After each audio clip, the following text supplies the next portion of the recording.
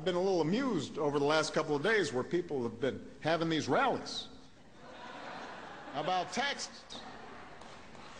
You would think they would be saying thank you. That's what you'd think.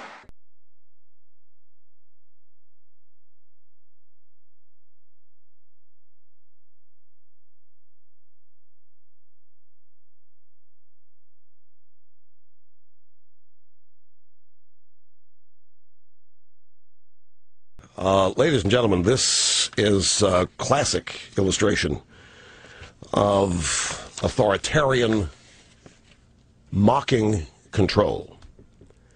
He hasn't cut anybody's taxes. The Recovery Act stimulus bill, it's more like loaves and fishes. There are no tax cuts in that. There were some tax credits. It's all bogus. But he wants to be thanked. Okay, I will oblige. Mr. President, I want to thank you for seizing General Motors and Chrysler.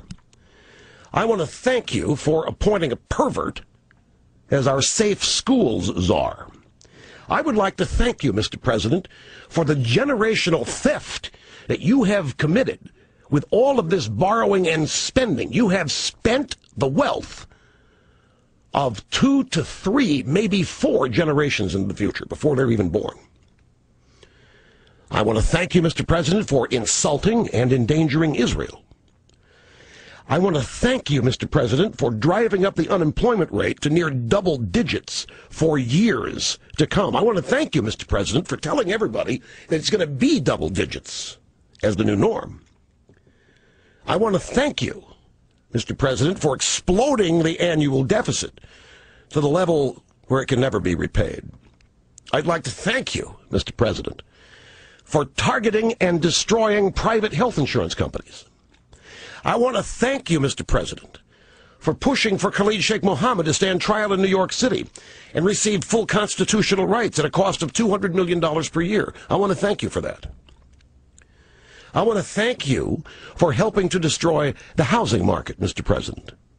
And, Mr. President, I would love to thank you for your arrogance, because arrogance is part and parcel of an authoritarian leader of a regime. I would like to also thank you, Mr. President, for your divisiveness.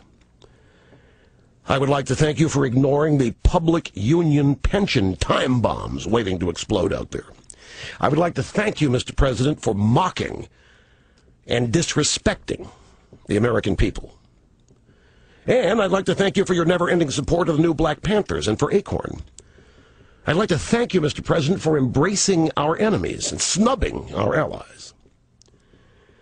But most of all, Mr. President, thank you for arousing the sleeping silent majority, because we have been asleep too long. November is coming, Mr. President. That is when we will really thank you.